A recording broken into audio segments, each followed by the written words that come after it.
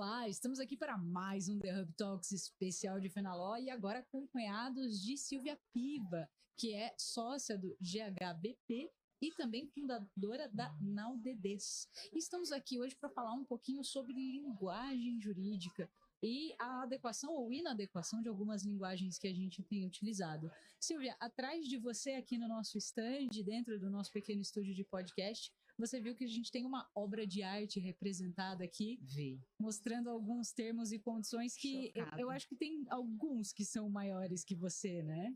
Chocada com isso. E o engraçado desses termos e condições é que eles são uma referência a uma obra artística de um outro artista, que é o Dima Yarovinski. Ele reproduziu, na verdade a gente reproduziu a obra dele, ele fez o original em 2018, um pouco antes da gente começar debates e a promulgação de legislações mais acirradas sobre proteção de dados.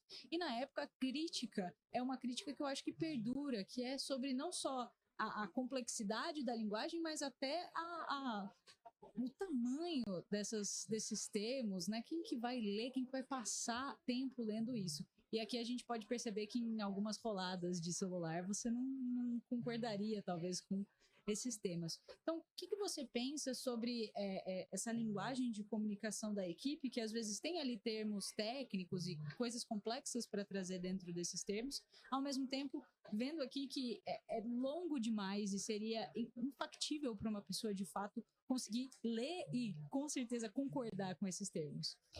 Primeiro, obrigada pelo convite de estar aqui no The Hub Talks. Que delícia nesse agito que a gente está vivendo, essa intensidade. Eu fiquei bastante chocada quando eu vi a obra de arte aqui, perguntei para você e aí a gente vem e fala sobre isso. Sem o julgamento sobre quem fez, a gente tende no direito a representar as nossas ideias por escrito de uma maneira bastante elaborada. Uhum. Vamos dizer que esse é o normal, essa é a tradição. Então, supondo que quem elaborou estes termos foram advogados destas empresas, nós não estaríamos julgando aqui o ato da empresa em si, de realizar um termo de uso complexo, e sim o ato do advogado elaborar um documento complexo. Então, vamos separar a intenção do agir do advogado, a intenção da empresa com o agir do advogado. Então, para um advogado escrever um termo de uso complexo e completo é a regra, concorda? Uhum. Porque ele tem que prever todas as possibilidades, identificar todas as possibilidades possíveis para que sejam expressas ali em artigos, em cláusulas, e proteger a empresa, muito mais talvez do que o próprio indivíduo. E quando a gente olha a evolução do mercado digital, esses termos de uso vão ser apoiados, vão ser aceitos em ferramentas digitais.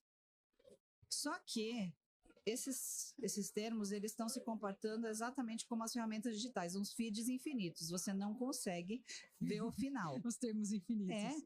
Termos infinitos. Então, o feed é infinito. Você rola 500 páginas, você não chegou ao fim. E, às vezes, lá no final tem algo importante. O que a gente começa a perceber com esse exemplo? Isso aqui não dá mais. E a gente precisa olhar alguns movimentos importantes que eu considero e que o judiciário já declarou, que é o da linguagem simples. A gente não consegue mais conviver com a nossa forma de falar empolada. Parece que ficou esquisito. E eu não estou julgando o passado, porque o normal era isso. Uhum. Mas não é porque sempre foi normal e sempre foi a regra que vai continuar sendo. Hoje não é mais a regra. Hoje não é mais bonito. Daí que eu acho que a gente tem que realmente abolir este idioma juridiquês. Vamos abolir. O judiciário vai abolir. Pacto Nacional da Linguagem Simples, novembro de 2023. Modismo não é um modismo. Isso vem da década de 50, 60, movimento nos Estados Unidos. Em 2010, o Barack Obama divulgou o Plain Writing Act, dizendo o seguinte: olha, legislação federal que trate de benefícios, direitos e impostos tem que ser acessível ao cidadão. Ele precisa entender. Então, o que a linguagem simples fala? Eu acho lindo isso. O direito de entender. eu tenho, como cidadão, o direito de entender. Esse direito de entender vem da Eloisa Fischer, ela fala muito disso, né? Uma pessoa que tem trazido a linguagem simples aqui no Brasil de um jeito lindo, maravilhoso, que não é só uma técnica, mas também uma manifestação social, uma forma de se colocar no mundo. E nós hoje, no mundo acelerado, nós não vamos ter esse tempo para coisas importantes, no caso, lidar com o nosso direito, de ter termos como esse. É incompatível. Isso quer dizer que esse termo ele vai ser raso e simples? Não. Isso quer dizer simples no sentido de simplista? Não. Mas isso vai requerer uma adequação da linguagem para que a gente possa entender exatamente o que estamos fazendo de um jeito objetivo e claro, e que eu possa usar a informação. Porque hoje, muitas vezes, eu leio, eu entendo, mas eu não sei como é que eu uso a informação. Como é que eu vou usar a informação que está dentro desse documento? Eu não consigo usar. Então, o direito passa por essa transformação linguística, que é você, enquanto advogado, produtor dessa linguagem, ou magistrado que também produz essa linguagem, entender o contexto que nós estamos vivendo, o desejo das pessoas que hoje querem participar, que hoje são ativas nisso e que elas não querem ficar de fora de uma compreensão de algo.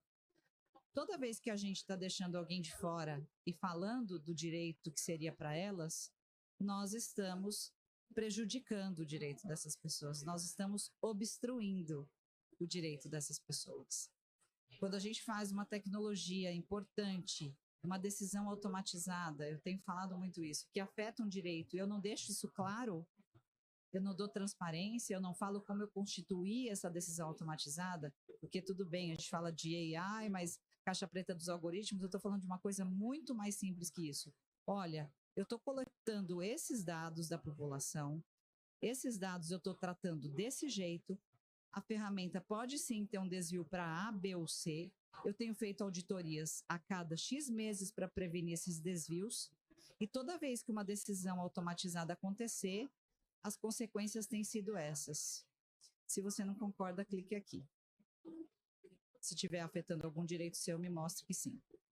Ah, você está complicando as ideias. Não, eu estou falando que direitos que talvez nós tenhamos batalhado séculos para conseguir, podem ser cortados ou invisibilizados rapidamente por essa falta do direito de entender ou do direito de contestar.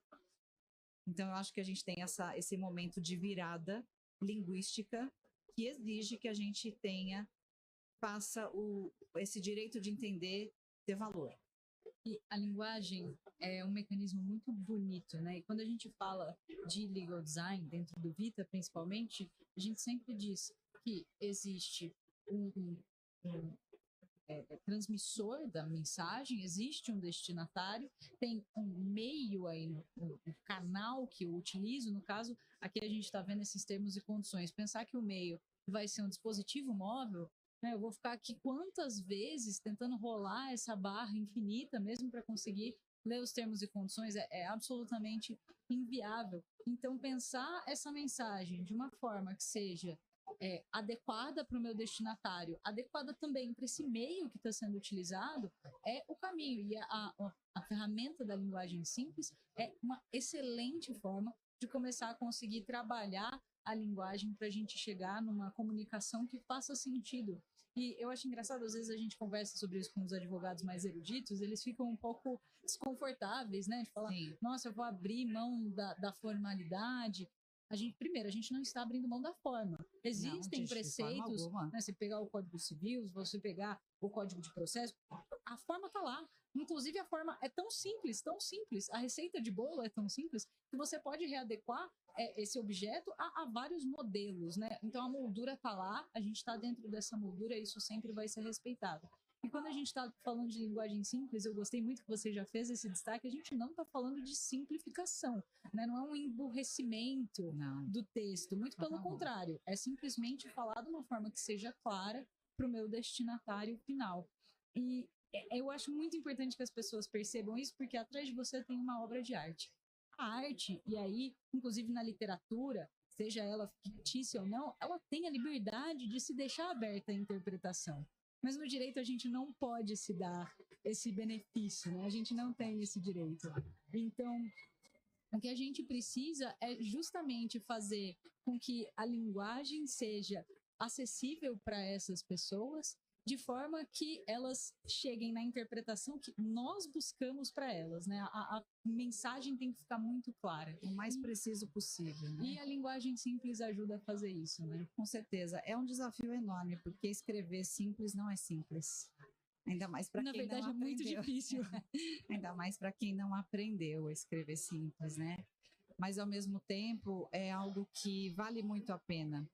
Porque você, ao se esforçar, você está tendo uma empatia por aquele que vai ler.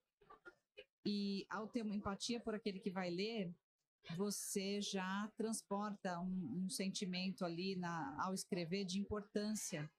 Então, eu falo, uma empatia do advogado pelo magistrado. Você precisa hoje, nos processos digitalizados, fazer citações enormes? Nossa, mas eu sempre fiz, era importante. Sim, mas antes a gente também lia de uma outra maneira o processo, a gente folheava. O ir e vir dessa leitura era totalmente diferente do ler numa tela. Então, será que você não pode colocar isso de uma outra maneira? Não, fora que eu sempre, quando eu dou aula de linguagem, de storytelling e tal, falo bastante de poder de síntese. Eu falo, o Ctrl+C, Ctrl+V é seu maior inimigo. Né? Todo julgador despreza essa ferramenta porque as pessoas usam e abusam do Ctrl+C, Ctrl+V, né? Copiar e colar, repetir uma mensagem ficou tão fácil que o seu discurso fica repetitivo, fica cíclico, fica enfadonho, e aí você parece que você tá o tempo todo falando, mas viu, você entendeu? Mas olha, isso é tão cansativo, aí a leitura fica longa, fica ruim, e o texto que poderia ser simples, ele não fica complexo, ele fica simplesmente ruim. Fica ruim, fica difícil de entender, ele gera essa falta de conexão, e isso faz com que aquela sua mensagem ela seja desprezada de certa forma, né? Então, talvez antes de começar a usar a inteligência artificial para fazer peças ainda maiores, a gente possa começar a trabalhar o nosso poder de síntese. Talvez a galera possa passar mais tempo tentando desenvolver um prompt bonito, porque de repente todo mundo ficou preguiçoso para escrever, né? Você sabe que nos meus cursos eu tenho, quando eu tenho a oportunidade de falar sobre linguagem simples com inteligência artificial, que é um curso que eu tenho feito bastante para magistrados, junto com a Dani Serafino, nós criamos um assistente de linguagem simples. Legal. E justamente são as regras de linguagem simples, mantendo toda a forma do português, mas algumas diretrizes importantes, os parágrafos curtos, as sentenças em ordem direta, o tom da mensagem de acordo com aquilo que elucidar. Então, a inteligência artificial, o ChatGPT, hoje pode ser um grande assistente para a linguagem simples. Porque quando você sabe escrever bem difícil, você olha aquela linguagem simples, você também consegue identificar se ela está passando a mensagem que precisava. Uhum. Então, acaba sendo mais fácil você trabalhar nessa parceria com um assistente de ferramenta de inteligência artificial para escrever mais simples. A gente tem usado isso bastante no escritório também, a gente tem um assistente de linguagem simples começando a ser usado e melhorado, porque na verdade é isso, a gente às vezes não vai conseguir escrever de uma forma tão enfática, direta, rápida, e nessa hora AI ajuda muito. E é uma boa forma de utilizar, né? E tem várias ferramentas aí que podem fazer trabalhos incríveis, mas é um uso talvez um pouco mais inteligente da inteligência, não é mesmo? Com certeza, com certeza. Silvia, muito obrigada pela sua participação aqui no The Hub Talks. Foi um prazer falar sobre linguagem simples com você. E para você que ficou aqui até o final, muito obrigada e até o próximo The Hub Talks.